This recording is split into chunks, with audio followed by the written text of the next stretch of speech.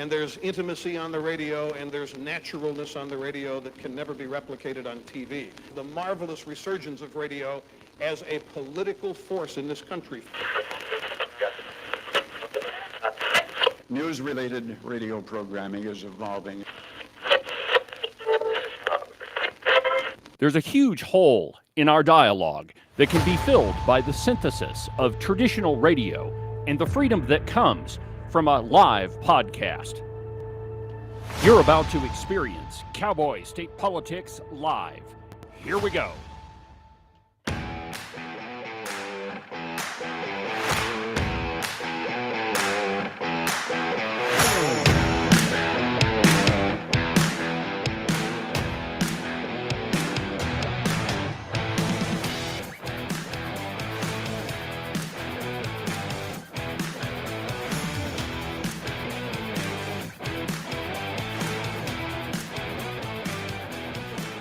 Good morning, my friends, and welcome to another incredible installment of Cowboy State Politics Live.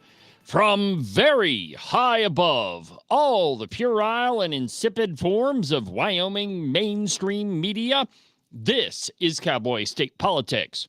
I, of course, am your illustrious host, David Iverson, firmly and permanently ensconced behind the silver Cowboy State Politics microphone and broadcasting to you from the base of the Bighorns at the Cowboy State Politics studio in Sheridan, Wyoming. Good morning, my friends, and welcome to the program. Happy Thursday, September 12th. It's one day before my birthday, my friends. I cannot wait. By the way, if you'd like to send me a gift, just send it to Cowboy State Politics, 1783 Poplar Trails, Sheridan, Wyoming, and I'd be happy to take it on for you. Nah, I'm just kidding. The only gift I need is for you to listen to the program and to just pay attention and learn what's happening in the great Cowboy State. You do that? No problem, my friends. And there is a ton to learn. Yeah, I know we're done with the primary election, but that doesn't mean that we don't have a general election going on. That doesn't mean that we have to choose a new president. It doesn't mean that we don't have to choose some of the races where there are Democrats. You know, and here's the thing. The Wyoming media is trying to play it up like there are all of these seats that are contested. Now, while that's technically true, really, there isn't much of a contest there. If the Democrats were successful in Wyoming, we wouldn't have nearly as many rhinos because they would be already home in their own party. They wouldn't be trying to take over the Republican Party. And the truth is, any race that has a Democrat in, I shouldn't say any race, because there's a couple of them that it's going to be some pretty steep competition, I would think. Most of those are around Laramie, Albany County. There are already a number of Democrats that are elected there. Trey Sherwood, Ken Shestak, Carly Provenza. Carly Provenza, one of the scariest ones in the Wyoming legislature. Anyway, so there are a couple of races where the Democrats are going to put up a pretty good challenge, but not statewide, and not all the races that the Wyoming media is making it out to appear that way. The truth is, if you are a Republican, you've got a pretty good chance of winning the election. And, you know, there's no reason why you should have any problem with that. The truth is, you're probably not going to have any problem with it anyway. But anyway, we do have a general election going on, and there are some seats that Wyoming citizens should be interested in. One of those is in Montana, of all places. There's the Democrat, John Tester, who's pretty much voted in lockstep with Obama and Biden his entire time in the U.S. Congress. And, you know, you might say what happens in Montana stays in Montana. Well, you know, that's not true at all. A lot of the policies that happen in the western states end up filtering into Wyoming, and they all kind of become some sort of soup.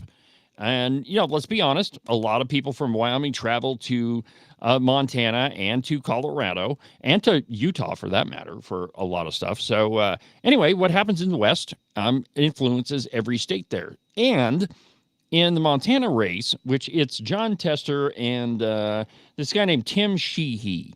And I've got a piece by Trotsky Wolfson this morning that's Going to talk about that. But it's pretty important in that the outcome of that race might very well determine the outcome of the Senate. It might actually have a big impact nationwide. So anyway, we need to make sure that we pay attention to that one. And so let's begin with that article from the Cowboy. In an article entitled Wannabe Cowboy or TV Farmer, the gloves are off in a pivotal Montana Senate race. And I quote, let's see here. The high-stakes race between Democrat Senator Jon Tester and Republican challenger Tim Sheehy is in some ways a battle of personalities and backgrounds. Now, you might be asking yourself, why the heck is Trotsky writing an article about what's happening in Montana? It's pretty easy, my friends. Because he's interested in the Democrat. Because even though Trotsky Wolfson, and I haven't looked at the voter rolls, but I'm guessing he's probably a registered Republican, just like all the other Democrats hiding in our party. And by the way, if you want a party, make your own. Get back in the Democrat Party and leave ours the heck alone. We don't want you. We don't want you taking over our party. And by the way, if you judge by the last election, you're not doing so hot anyway. So get out of the Republican Party and start your own. Anyway, I'll put my soapbox away for a little bit. Quote, both candidates come with certain vulnerabilities, and the other is trying to highlight, and the political criticism is flowing freely between their supporters. The Tester campaign has gone to great lengths to promote his dirt farm roots, while portraying Sheehy as a wannabe rhinestone cowboy. And the truth is, Jon Tester probably resembles Barry Crago in a lot of ways. I'm a cowboy, I promise. Anyway, conversely, Sheehy and his supporters say Tester only embraces his agricultural roots when the TV cameras are on. The outcome of the race is likely to determine which party secures a majority in the United States Senate. If Vice President Kamala Harris wins the presidency, but Sheehy also wins, it would still allow Republicans to block most of the legislation that Democrats want to get through. The margin in the Senate has been becoming increasingly more tight as this election has gone on, and so one more seat. If we get rid of Jon Tester, there's one more. Now, keep in mind, the Senate, there's only 100 senators, as opposed to 453 members of the House of Representatives. So one makes a heck of a difference. Running as a Democrat in a solidly red state of Montana, Tester has attempted to distance himself from President Joe Biden and Harris, refraining from endorsing either candidate for president this fall and billing himself as a moderate Democrat who has strayed from the president on a few issues. He also partnered with fellow Montana Senator Steve Daines, a Republican who has endorsed Sheehy's campaign on an infrastructure bill earlier this year.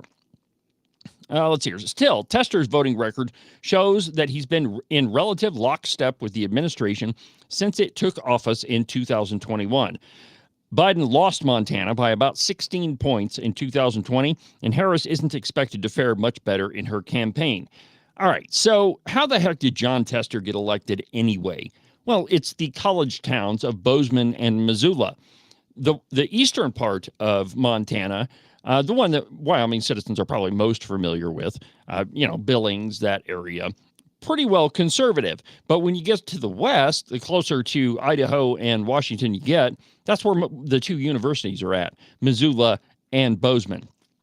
And so, of course, it's going to be more liberal there, and there's a higher percentage of people that vote there. So, of course, that's how Jon Tester was able to get elected statewide, relying on the liberals, as they all do. But since Montana chose Donald Trump by 16 points, there's an increased likelihood that Tester's not going to pull this one off. We can only hope, my friends. Sheehy, on the other hand, has attempted to link himself to President Donald Trump, who has appeared at a Montana rally on his behalf in August and has endorsed Sheehy's campaign. He has never served in office before and moved to Montana in 2014. So a lot of the attacks that are being leveled against Sheehy are very similar to the ones we've heard in the primary election in Wyoming, that, you're not from here. You're from somewhere else. You're an interloping carpetbagger. We shouldn't listen to you. Well, I can make the same argument in Montana as I did the entire primary election and before in Wyoming, that it doesn't really matter where you're from. It's the people that are in office right now who have been in this state and in Montana for that matter, for a very long time, and they're the ones that screwed it up. And in some cases, in some ways, Montana has some of the same problems that Wyoming does, in that, there's people that think that if you are not from Montana, you don't deserve to be in office. Well, that's the dumbest thing that I've ever heard of. Or, as Harriet Hageman would say, first of all, it's a red herring. It's stupid as all get out. That's right. It is stupid as all get out, because if some other state, say like Illinois, developed a cure for cancer, would people in Montana say, oh, no, we don't need that Illinois Democrat cure for cancer. We need to find a Montana cure for cancer? It's ridiculous. It's just as stupid as in Wyoming. If anybody really meant that they needed to vote for a 27-generation Wyomingite, well, then they'd be voting for Joe Barbudo, the chair of the Democrat Party in Wyoming. His family's been here for forever. So, I mean, really, that whole thing, like the soundbite from Harriet says, it's a red herring. It's the dumbest thing I've ever heard of, and it doesn't tell me anything about you as a candidate. What it does tell me is your ancestors had pretty good taste living here, but it doesn't tell me about anything about you, about what you think, what your policies are, if you're a Republican or a Democrat or a liberal or a conservative. It doesn't tell me any of those things. So it's stupid, it's idiotic, and Montana citizens, if you're listening to the program, you just need to disregard that, all of that BS. It's no more true than it was in Wyoming. Now, John Barrasso has been campaigning in Montana for the last several years. In fact, last couple of elections, he went to Montana. U.S. Senator, from the article, U.S. Senator John Barrasso said Tester not only consistently votes with the president, but also supported his nominees. Quote, he votes Washington liberal Democrat. He's a rubber stamp for Biden. He was a rubber stamp for Obama. Now, on the other hand, the two Wyoming senators brought Sheehy and Daines to Teton County in August to help fundraise for Sheehy's campaign. Barrasso called it the most successful fundraising effort he's ever had in Wyoming and for the United States Senate running in another state. Now, interesting thing about Teton County, and again, this is another reason why I picked this article this morning, is where Teton County is experiencing a surge of conservatism. I personally have spent quite a bit of time there, talking with conservatives on a variety of different issues. There's a number of other conservatives that have made it a point to travel to Teton County and to help the conservative cause there. And it is gaining ground. For a long time, Teton County was exclusively Democrat and liberal. But that's not the case anymore. There's a lot of people that are waking up, and the Republicans in Teton County are doing a good job getting the message out about all these folks that they've been giving money to and voting for the last couple of years. And, there are some key pivotal figures over there. I'd rather not mention their names because it still is kind of a tenuous situation in Teton County. A lot of people don't want their friends and pals to know that they're actually a conservative. And it's weird. And here's the reason why I think this whole phenomenon exists is, people tend to, stay in their own bubble. And I mean, this is true in other parts of the state. This is not just Teton County, but you hang out with people who are like-minded. And when those people are telling you that, oh no, you got to support Bob Nicholas down in Cheyenne, he's a solid conservative, you're likely to agree with them. Because if you're busy perpetrating your own life and running your own business and, flying all over the country, you're probably not going to pay too much attention. You're just going to listen to what your friends tell you about these folks and just go ahead and vote that way. And that is the wrong move, my friends. And thankfully, in Teton County, there's a number of people who have made a tremendous effort to make a big impact in that county. So one of the reasons why he was brought there is so that they could raise some money in Teton County and hopefully kind of bolster up his campaign coffers. And according to the article, he did pretty good down there. So good for him. I hope you had fun dancing at the $1 Million Cowboy Bar.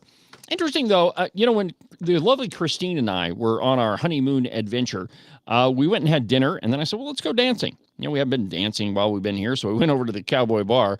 And, let me back up. So in Buffalo, we have this bar called the Century Club. We call it the Stench.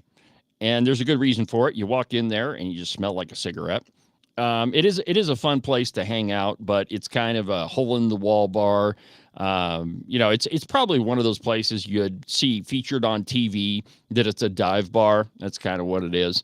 Well, the $1 Million Cowboy Bar is the Jackson version of a dive bar. And well, Christine and I were sitting in there for, 30 minutes. We started looking around. We're like, yep, this is pretty much the version of the dive bar in Jackson. But it's in Jackson, though, so it's still kind of a nice place. They still got a nice dance floor, and we still had, a pretty good time there. So, not saying anything bad about the $1 Million Cowboy Bar, dive bars. I love them personally. Anyway, boy, did I digress. Anyway, Sheehy running against Tester. If you're in Montana, you definitely don't vote for the wacko Democrat Tester. He's been a problem for a really long time. Vote for Tim Sheehy. More after the break.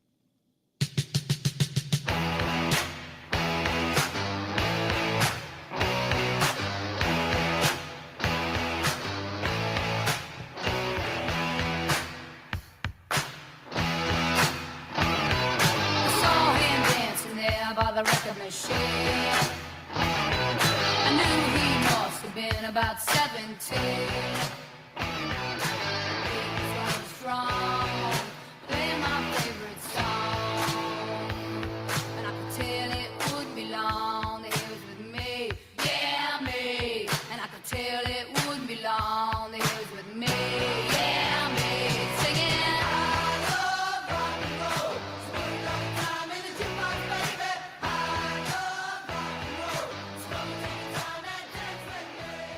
You are listening to Cowboy State Politics Live on the Independence Network.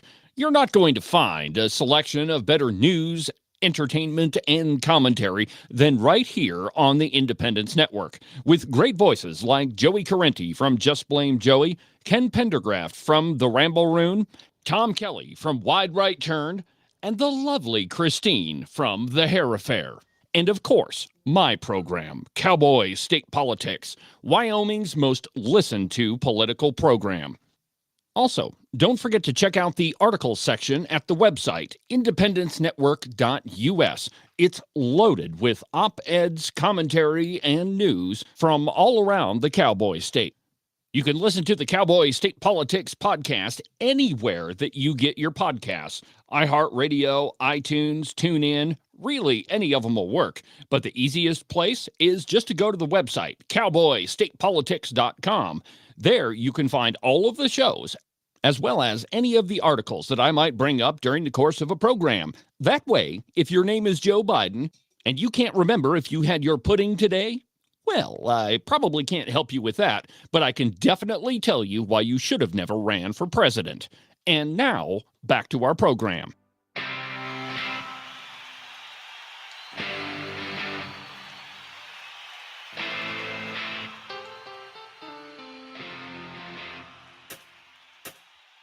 I remember I was 8 years old with a blank tape waiting by the radio.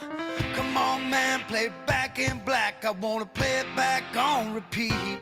I remember Panama City, long nights with a girl named Christy. She took me down to the Paradise City, then up on Cripple Creek. Welcome back to the program, my friends. David Iverson, Cowboy State Politics Live on the Independence Network, on Facebook, on Twitter, on YouTube, anywhere that you get your news and information, you can probably find Cowboy State Politics. Also, don't forget about the podcast. That is the main source of information on Cowboy State Politics.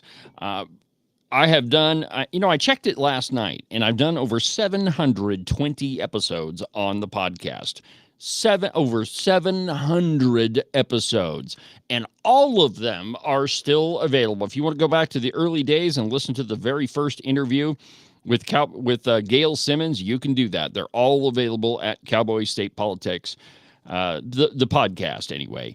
Also, we're live on the Independence Network pretty much every day, unless I've got something else going on. Oh, by the way, that kind of reminds me.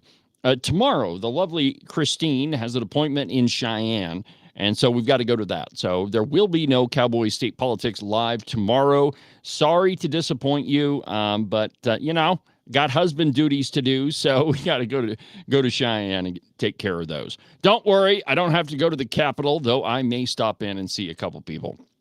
And, tomorrow's my birthday, so I can do whatever the heck I want, or at least that's the rule at our house. As another note, we've been having some audio problems on the live stream. So if you don't care, get on Facebook and shoot me a message. I'm easy to find. You just shoot me a Facebook Messenger message and just tell me how the audio is today. We tried something new, so I have no idea if it's working. The only thing I can see is that people are watching it. So anyway, thank you for listening. Thank you for watching. Let's get back to the program. On yesterday, I told you about a great article that was put out by The Federalist, and it's the 25 lies that Kamala Harris told in her debate against Donald Trump. And they're all of the usual suspects. As we all know, she's flip-flopped on just about everything. Now, she wasn't in favor of fracking. In fact, she wanted to ban it. Now she's in favor of it. She didn't do anything on the border. Now she's all about border security. She didn't support the wall. Now she supports the wall. There is a long, long, long laundry list of things that Kamala Harris has flipped on. Well, this morning on Breitbart, there's a great piece, and I believe it's entitled Everything You Need to Know About Kamala Harris. Well, I took all of the sound bites, and by the way, you can listen to everything in her own words right there on Breitbart. And it takes me a long time to put together an audio montage for the program, just to, get all the audio right and kind of do the editing. But most of the montage was done for me right there on Breitbart. So I'm going to play that for you in just a minute. It's about 5 minutes long, but it's well worth it. Now, some of the lies that Kamala Harris told during the debate, let's see here. The Trump tax cuts, that's another big one. She said that it only helped the millionaires and billionaires. That's not true. In fact, the IRS said that pretty much all income classes benefited from those. January 6th, Project 2025, the border, the abortion. There's a whole long list of them. But you can find that list of 25 lies at The Federalist. I'm sure that article is still up there. But what I'd like to do here is just play the quick montage that we put together about Kamala Harris, and we may do a little stop and start. We're going to listen to a few of it. What you're going to hear is everything that she said that you already know she's lying about. So here we go. So these are some of the ways, but we've got to increase the corporate tax rate. We also have to increase taxes for the top 1%. And that part of that is going to be about repealing that tax bill that they just passed. And also looking at estate taxes are going to have to go up. But yet, of course, there were the naysayers, and they said, of course, well, how are you going to pay for that? That's what I heard. Well, I'll tell you guys how we're going to pay for that. On day one, we're repealing that tax bill benefiting the top 1%. Okay. Do you have any plans to visit the border? At some point, we are going to the border. We've been to the border. So this whole thing about the border, we've been to the border. We've been to the border. You haven't been to the border. And I haven't been to Europe. And I don't understand the point that you're making. We don't need to build a wall. This is a crisis of his own making. And by definition, just plain speak, basic English language definition, it is not an emergency. What's going to end up happening is that he will end up, without any question, if he proceeds, we're going to be looking at a situation where, in particular, homeowners and landowners in places like New Mexico and Texas are probably going to look at government taking their land. We're looking at military resources. Whoa! That one there, I had totally forgotten about that until I was putting the montage together. But they're looking at government taking over land along the border. No mention of eminent domain or any way that they're going to do that. Holy crap, my friends. That one there, that one shocked me. I guess I had, maybe I'd heard it before, but when I was putting the montage together, I was like, wow, I had never heard that. But you'll notice, we're only of about, I don't know, not even a quarter of the way through this thing. And there's already several things that Kamala Harris has flip-flopped on. And, what I'm going to do in the future is go back and play you the opposite, so you can hear her flip-flopping on all of these things. But let's go ahead and listen to a little bit more of it. Being focused, again, on the president's vanity project instead of focused on real national security issues. This is irresponsible. It's the height of irresponsibility for the commander-in-chief to suggest that we have to build a wall across our southern border because there are terrorists who are trying to invade the country. It couldn't be farther from the truth. We have the President of the United States who has created a fiction about a crisis at the border, and he has held up the United States government and its workers around his vanity project called a wall. We cannot continue to have an administration and a president of the United States who puts his vanity projects ahead of the needs of the people of our country. You're confident this border's secure? We have a secure border. As an aside, I'll tell you, having done the work I've done, it is our undocumented immigrants that are the least likely to commit a crime. I think she cackles like that when she knows what she's saying is bull crap. But you'll notice now we're, probably a third of the way through there, and there's still more lies coming out of Kamala Harris. I mean, I don't think that there's any end to them. And I was thinking about this the other day, and I don't really think that Kamala Harris knows exactly who she is. Now, to be an effective candidate, I was at a meeting Tuesday night, and we were talking about this. When you're out going door to door, people can smell bull crap from a mile away. So when you're talking to folks in an election, you just need to be yourself. That's it. And if they don't agree with you, that's fine, but don't try to bull crap them because they're going to notice it.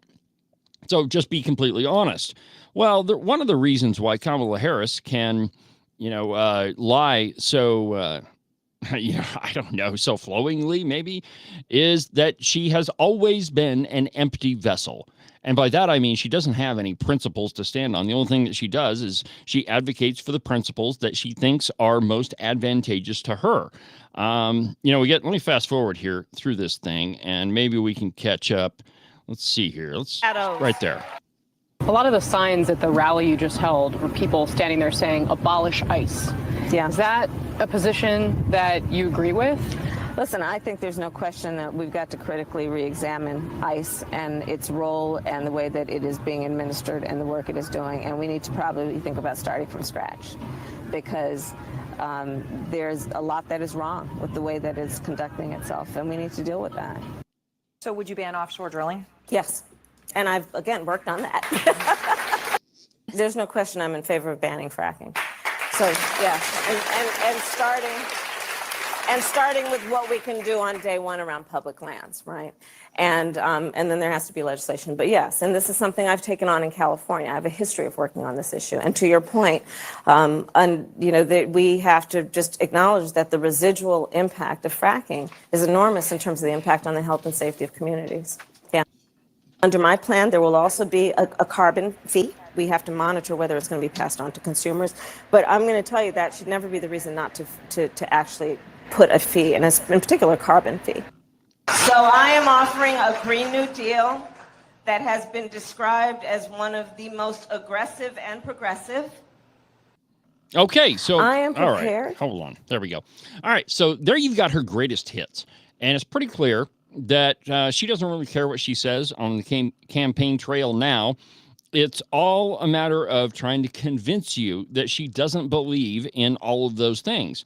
And, one of the reasons that Democrats can do this, and we kind of talked about this on the morning show a little bit. In fact, I might go into it in a little bit more depth after the break, is that Democrats really generally do not have any principles. The hardcore Democrats, anyway. And so that allows them to operate purely on procedure, on how they get things done. In other words, they're more interested in the ends justifying the means than they are in how you get there.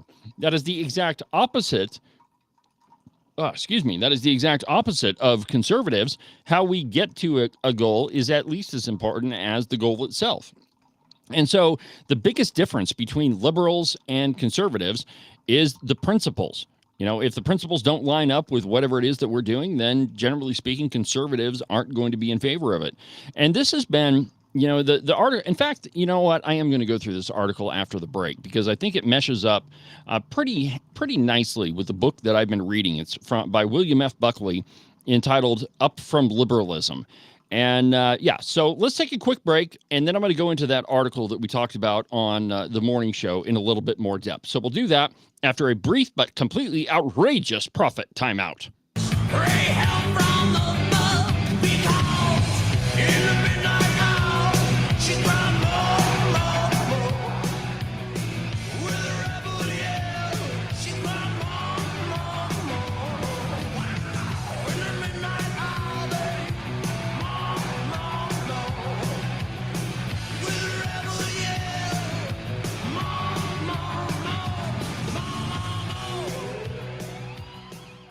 It's spring in the Cowboy State, or as Albert Sommers likes to say, spring-ish. Time to get the motorcycle out of the garage, time to go up the mountain, time to get outside and tromp around. And when you're doing that, you still want to make sure that you take care of your feet. The best way that you can do that is order a pair of Kenai boot socks from the Buffalo Wool Company. I know, your mama always told you that wool socks are only to be worn during the winter. But times have changed, my friends. The Kenai boot socks from the Buffalo Wool Company will not only keep your feet nice and toasty warm, they'll keep them cool and dry in the summer. Trust me, these are the most incredible socks that you're ever going to put on your feet. To get you a pair, go to their website, thebuffalowoolco.com. You're definitely not going to be disappointed. Wyoming is one of the most sought-after places to live. There's a lot of people that want to move to our great state. And if you're thinking about selling your house to one of them, you need a real estate agent that you can trust. That agent is Rebecca Bextel at Compass Real Estate. She's lived in Jackson for almost 20 years and has her fingers on the pulse of the real estate market. Last year, she sold almost $25 million worth of property. So if you're thinking of buying or selling, give Rebecca a call. Her phone number is 307-699-3519. I've never felt the freedom like I do. I feel stronger every day, don't you? Well, I can show you how. A new day, a new way. Watch out, I'm only gonna get stronger. A new day, a new way. Watch out, I'm only gonna get stronger.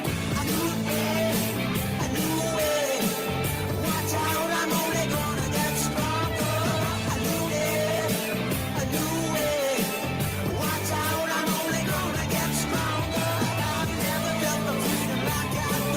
I feel stronger every day. I'm only gonna get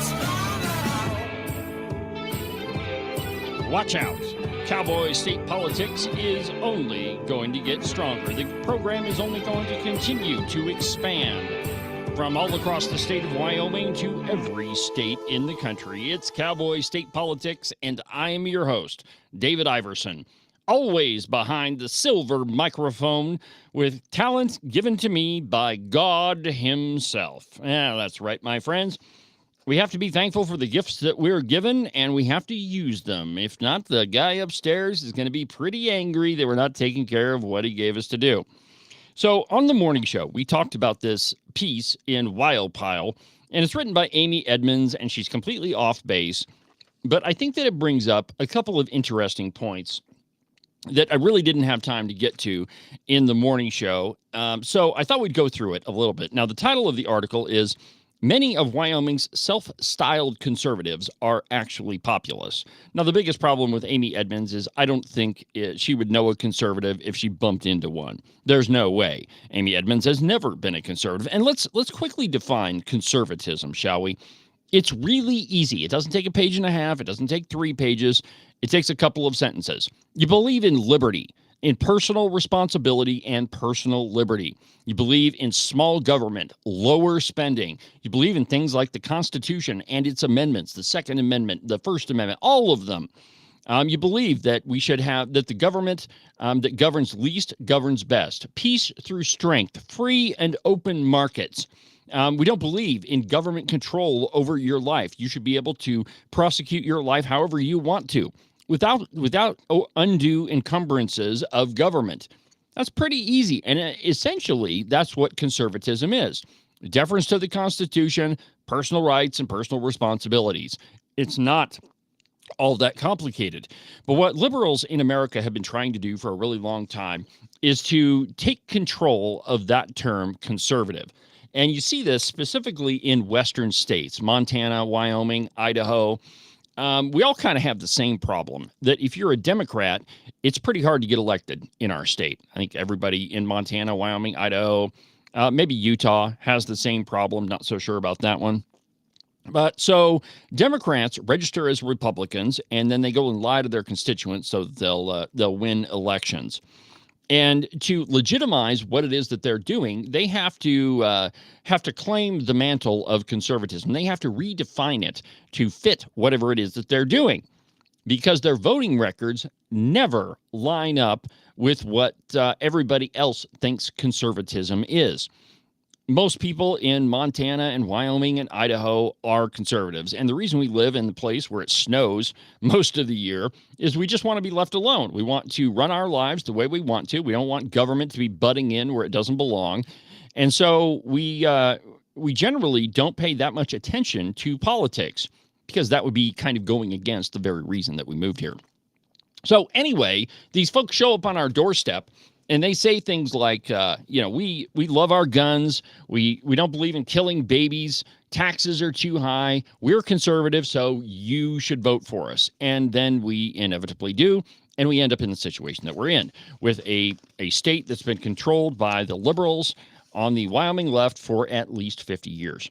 Well, people are waking up, and we're discovering that a lot of these folks that have been on our doorsteps for the last God knows how many years, have really been lying to us. And they're not telling us the truth about who they are or how they're going to vote or the policies they're going to vote for. And so we've been voting them out of office. And if you looked at Wyoming's primary election, that's exactly what happened. Almost all of the longtime leadership in the House of Representatives went bye-bye. Probably the most high profile of those was Chi-Com Som Albert Sommers. Yeah, I don't really like to take a lot of credit in a lot of these things, but that one, I'm going to take some credit. Exposing Chi-Com Som Albert Sommers and his ties to the State Legislative Leadership Foundation, I think played a pretty good-sized role in that election. Not taking, not taking anything away from Laura Pearson, who won that election, but I think we certainly helped her along. But there was Clark Stiff, the Speaker Pro Tem of the House. And there were others that met their demise. Cyrus Western, who was the whip, he didn't even run for re-election. We took out a lot of high-profile people on the Appropriations Committee. So there were a lot of people that were shown the door in the election, and now conservatives control a pretty significant majority. So what Amy Edmonds is trying to do in this piece is to say, all these people that you voted for, they're not really conservatives. In fact, they're populists. And let me explain the difference. So first thing, always know the source. And Amy Edmonds is the last person that needs to be talking about conservatism. But let me just read you like a couple of the opening paragraphs here. I already kind of went through this on the morning show. So, and I quote, "First, let me say that many well-meaning current and newly elected lawmakers mistakenly believe they are conservatives, given the term is so overused these days. Yeah, by people on your side, Amy Edmonds. But anyway, they may not think or vote in a manner consistent with conservative principles. Instead, a close analysis of their rhetoric and voting record shows they are best largely described as populists with a mix of libertarianism thrown in." And, you skip right down to it. A couple paragraphs, and she starts talking about Edmund Burke. Now, many people consider Edmund Burke to be the father of modern conservatism. I would say probably the first original guy to bring up the idea of conservatism, but he's certainly not the father of the current incarnation of it. I would say folks like William F. Buckley, Rush Limbaugh, Ronald Reagan, those folks shaped what what we now consider American conservatism to be. But there's one line in this paragraph that I think is important. Quote, Burke's conservatism values wisdom born from the past and understands how radical change destabilizes the present and the future. Okay, well, that's largely correct, but it's reverence for the Constitution, for the ideas of limited government, personal freedom, and personal responsibility, based on Judeo-Christian principles. It is absolutely a fact that our country was based on Judeo-Christian principles. You can't get away from it, and anybody that tells you anything different is just flat lying to you. Even the least religious of our founding fathers still made it a point to pray. There's lots of their writings that refer to God and prayer and God's influence in the creation of this nation. So don't let any of that bull crap try to convince you otherwise. Now, here's the next quotation that's interesting in this one. Quote, American conservative thinker Russell Kirk wrote in his seminal work, The Conservative Mind, From Burke to Eliot, quote, for the conservative, custom, convention, constitution, and prescription are the sources of a tolerable civil social order. For men not being angels, a terrestrial paradise cannot be contrived by metaphysical enthusiasts. All right, so what does the word metaphysical mean? So it means beyond the physical. So when anybody is talking about things that don't necessarily line up to reality, for example, that men can become women or women can become men, or you can decide for yourself that you're one of the 77 other genders or however many other stupid genders they say there are, those things aren't real. And when you can confuse a conception of what is real and what is not, well, then you can convince people of anything. Now, the metaphysicists, in philosophy anyway, were guys like Leibniz, Wittgenstein, Schopenhauer. All of them talked about how the true makeup of the universe is something that is other than what is physical. Now, for Christians, we would say that that's God, but not to these guys. They didn't believe in like an overarching higher being such as God. Leibniz and Wittgenstein. Leibniz was a crazy guy. Wittgenstein believed the world was constructed entirely of language. But this terrestrial paradise quotation is interesting because it is always the liberals that try to convince you of some sort of utopia that we can create through policy. And it's folks like communists and socialists that all say, and that's probably one of the best examples, that we can create this place where everybody is equal. Nobody has too much. Nobody has too little. Everybody's got enough food. We're all happy, happy, joy, joy. Well, the truth is that only works until you run out of other people's money. And then in the end, communism and socialism results in death. So not even the liberals can promise any sort of utopian paradise. And you can extend this to the climate change Green New Deal mob when they say that, we can save the climate and we can do everything through renewable power and it's all going to be great. And we're not going to harm the earth. Well, that is another incarnation of this liberal paradise that Russell Kirk was talking about. And the interesting thing about Amy Edmonds including it in her article is that she doesn't realize that she is part of that. Now, listen to this next part, and this is absolutely an assertion she makes. And I quote, modern populism promotes a polarizing brand that places individuals into categories like the common people, the good guys, and the corrupt elites, or the bad guys, to develop a politically useful us versus them divide. Populism almost always centers around a charismatic leader, as we see with Donald Trump on the right. But the recent Bernie Sanders movement in the United States is also an example of leftist populism. Populism also holds a strong emphasis on nationalism. Okay, that's not necessarily true at all, but anyway, as well as a strong opposition to institutions. It promotes all of this by using a formula centered on a strong appeal to emotions.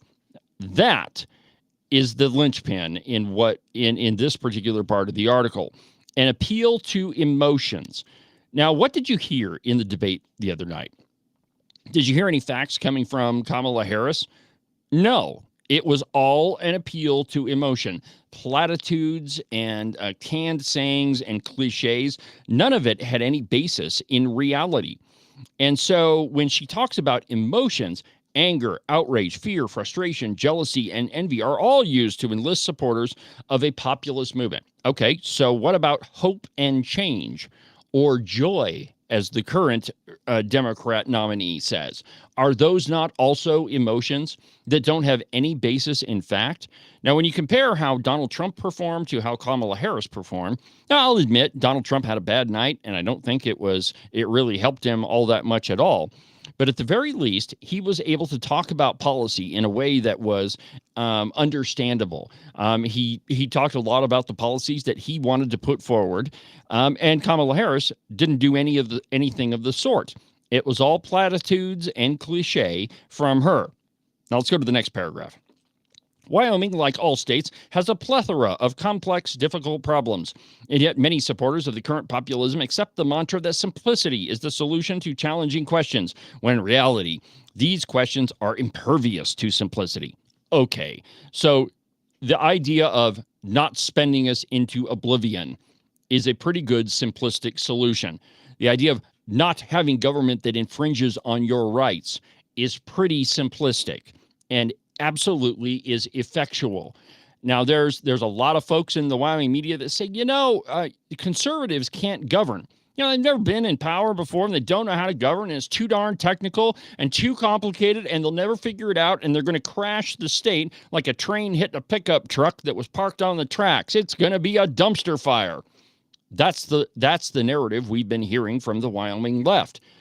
And it is the same thing that Amy Edmonds is saying in her piece, that all of these problems we have, they're too complex for you mere conservatives to really understand. It's just your simplistic view of the world is not going to solve any of these problems.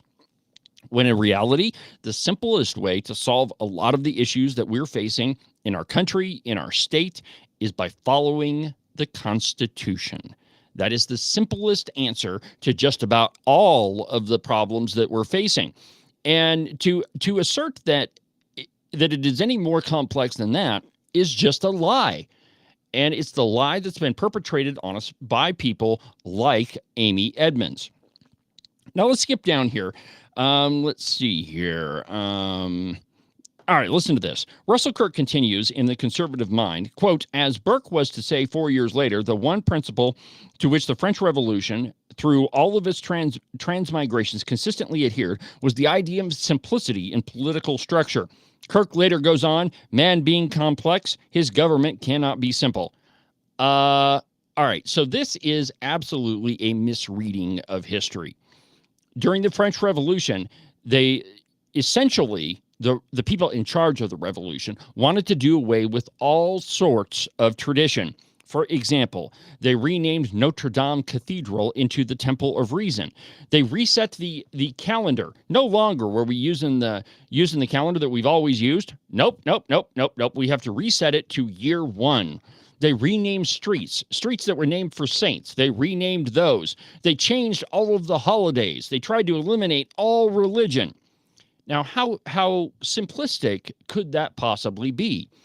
And when the people rebelled, and when the revolution wasn't going the way that those in power, Robespierre, wanted it to go, they started chopping people's heads off, and eventually it was Robespierre himself that ended up losing his head after trying to kill himself, but missing. Yeah, it tells you how effective a leader he was. Now, here's the last piece that I want to bring up before we move on.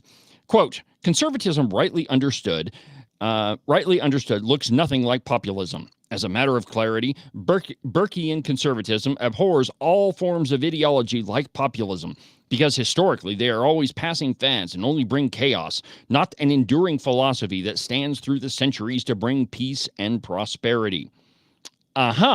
So people who advocate for a reverence of the Constitution, that's ideology. Or that people that believe in a Judeo-Christian worldview, that is ideology. What Amy Edmonds is trying to argue in this piece is we absolutely have to reject any sort of allusion to anything these crazy conservatives are saying. In other words, elect us. We know how to do this. And because Amy Edmonds' people just lost an election, she has to do everything that she can, she and her Liz Cheney loving pals, to discredit the conservatives that are now ready to take power. That's the point of this piece. And it is to try to redefine what the word conservatism means. We'll take a quick break, and then we'll finish up the program.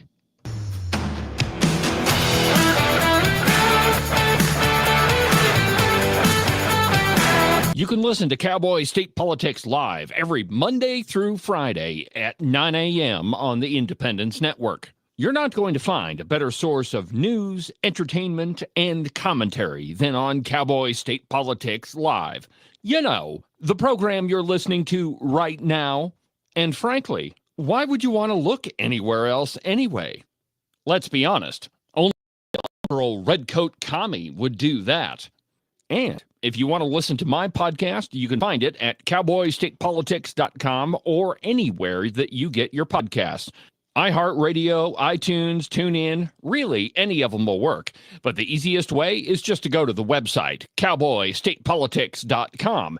There you can find all of the shows, as well as any of the articles that I might bring up during the course of a program. If your name is Sleepy Joe Biden and you can't remember if you put socks on this morning or not, well, I can't really help you with that, but I can definitely tell you why you should have never ran for president of the United States.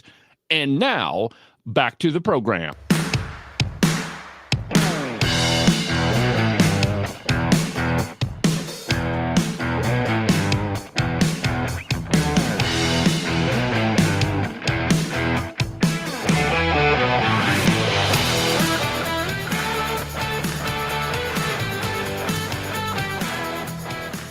Welcome back to the program, my friends. David Iverson on Cowboy State Politics Live, burning through another busy broadcast hour on the program. We've got about 8 minutes left in the show. And, you know, if you're watching on YouTube or Facebook or anywhere, you can pick up the Ditto Cam. You can see the chalkboard. And the one place I want to leave is the place I want to leave the program is with the conversation between Tucker Carlson and Glenn Beck. And the whole idea was that we need to live in a place where we have hope, not necessarily where we're dealing with all of the problems. There is a way to live with hope. And in my view, that's easy. You know, we live in an amazing country. And while we have to win elections and while we have to fight for the country that we want to live in, that doesn't mean that we're beyond hope. You know, I know a lot of people that are so cynical about politics. They're just ready to give up. And my friends, if you give up, you're consigning yourself to the world that the liberals have created for you. And it's no more complicated than that. So now Beck took the stage with Tucker Carlson to remind the American people of who they are, children of God, called to live in hope. The political elites have finally caught on to what the American people have been feeling over the past 4 years. Now, they are campaign-worthy talking points, desperate and jaded. Politicians and pundits on both sides of the aisle are harping on the economic strains plaguing the average American, from increasing inflation to fewer available jobs. But it's too little too late. The gaping chasm between the facts and figures touted by the elites and the actual lived experience of the average American remains as wide as ever. The media doesn't know strain on your wallet when you go to the grocery store or fill up your family's pantry with basic necessities. Politicians can't relate to the sweat on your forehead while prices at the gas pump climb higher and higher. The elites can't empathize with the trauma of witnessing your small town being overrun by illegal immigrants who are given housing and health care while you are trying to hold down a job. Yet for 4 years, the media and the political elites' gaslighting campaign tried to convince you that none of your lived experience was actually real. They told you that the economy was booming, available jobs were skyrocketing, and unhinged immigration is stimulating the economy. But you, my friends, were not fooled. Now that they've realized that their gaslighting campaign is no match for the lived-out experience of the American people, the elites have changed their tune. Once a defender of open immigration and importing migrants, Kamala Harris is now calling for a Trumpian border wall, all the while insisting that her values haven't changed. That should tell you everything you need to know, my friends. Once Biden's senility was no longer concealable, the mainstream media stopped defending Bidenomics and used his failed economic policies to pave his path out of the White House. Chances are this newfound attempt at empathy won't fool you either. They can't reduce your life to a mere talking point. Now, I've got 2 sound bites prepared for you. Here's the first one. This is Tucker Carlson and Glenn Beck on the stage, and they're talking about this piece that I just started this segment with. Yeah. So, and there are a lot of reasons for that. One of them is a lot of, non-traditional Republicans or non-traditional, people who haven't voted Republican before are voting for Trump, or say they are. So, as of right now, Trump is ahead. The Harris campaign knows that, which is why they're blaming Russia again. But what could happen in the next 6 weeks that changes that? I don't see. I honestly think the only thing that could change that is one of 2 things: massive corruption and our side believing you can't overcome that massive corruption. That is absolutely not true. But I think it's like 3 in 10 Christians vote. Did you know that?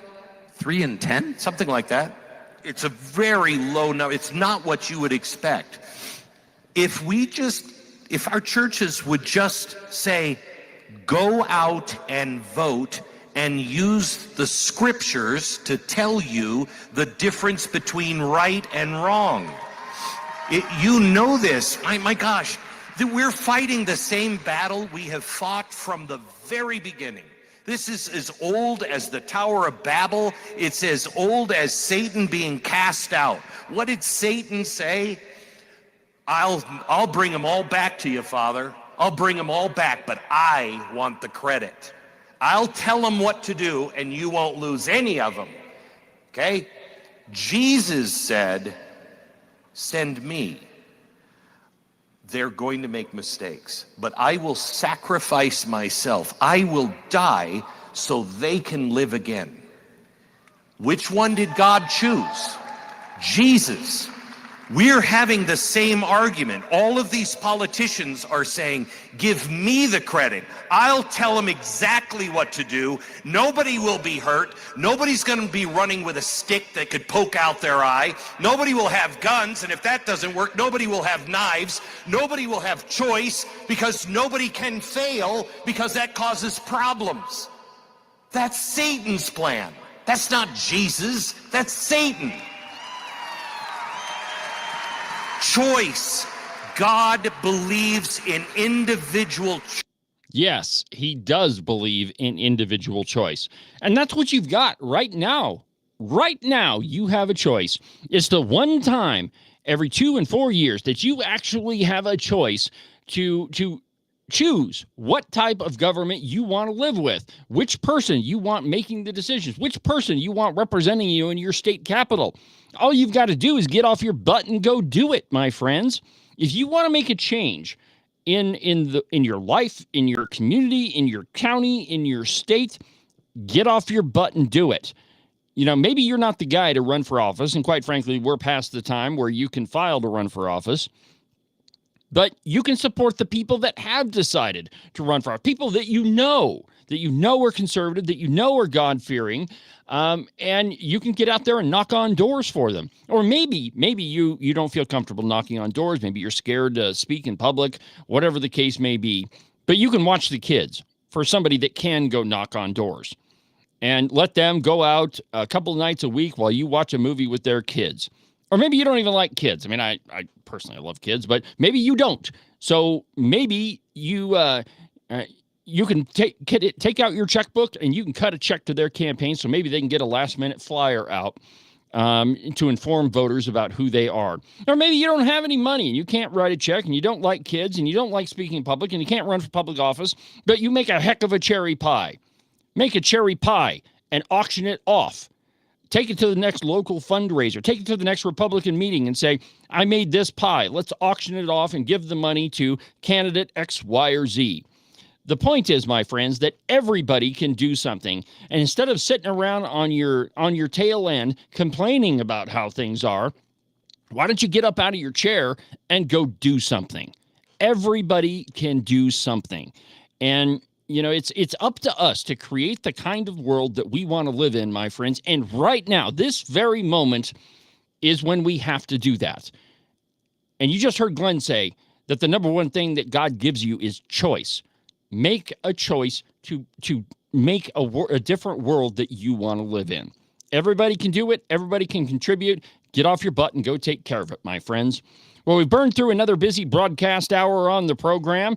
It's, every time I do this, it seems to take less and less time. We just have so much fun. So from the base of the Bighorns, I'm David Iverson, and this is the one and only Cowboy State Politics.